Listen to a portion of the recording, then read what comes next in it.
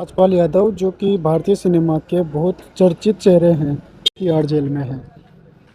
कारण कारण सिर्फ ये एक कि 2010 में उन्होंने एक मूवी बनाने के लिए अता पता लापता मुरली प्रोजेक्ट्स प्राइवेट लिमिटेड से 5 करोड़ का लोन लिया उन्होंने और उनकी वाइफ ने मिलकर, और रीपेमेंट का वादा किया। बदले में उन्होंने कई सारे चेक्स उनको गिरवी रखे, तो वो अता पता लापता फ्लॉप हो गई। कोई एंडिंग नहीं हुई, राजपाल यादव कोई पैसे नहीं दे पाए, और उनके ऊपर एनआई एक्ट जो नेगोशिएबल इंस्ट्रूमेंट्स एक्ट होता है उसके अंडर में उनके ऊपर केस चला। 2018 में उनको दोषी करार देते हुए 6 महीने की सज़ा मिली थी। फिर हुआ यूँ कि दिल्ली हाई कोर्ट की ने उनको छूट दी कि भाई तुम इंस्टॉलमेंट्स में पे कर दो तो तुम्हें सज़ा नहीं होगी। लेकिन अब फाइनली राजपाल यादव ने हाथ खड़े कर दिए। उन्होंने बोला कि भाई मेरे पास पैसे नहीं है, मुझे जेल में डाल दो भले ही।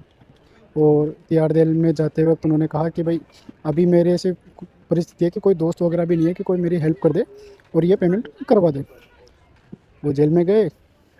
ये तो पूरा प्रोसीजर रहा जिसके अंदर अपना एक सिस्टम के ऊपर भी विश्वास बनता है कि हाँ सिस्टम सभी के लिए बराबर है। लेकिन ऐसे लोगों को मुसीबत में देखना जो एक्चुअल में सही थे पूरे लाइफ के दौरान, जो कभी किसी ने गलत नहीं किया। अभी जैसे कोई और होता है, जैसे नीरज माल्या है, नीरज मोदी है, ऐसे करके कई सारे लोग हैं पैसा लेके भाग गए, उनको किसी को सज़ा नहीं हुई। लेकिन एक पर्सन जो खुद ईमानदारी से बोल रहा है कि नहीं अब मेरे पास पैसा नहीं है, जेल में डाल दो, क्योंकि उसके पास है ही नहीं, कोशिश की।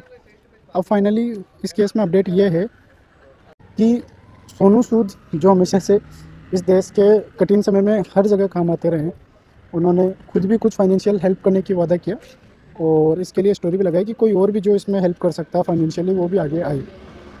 दूसरा, इसमें एक पर्सन है राव इंद्रजीत सिंह यादव।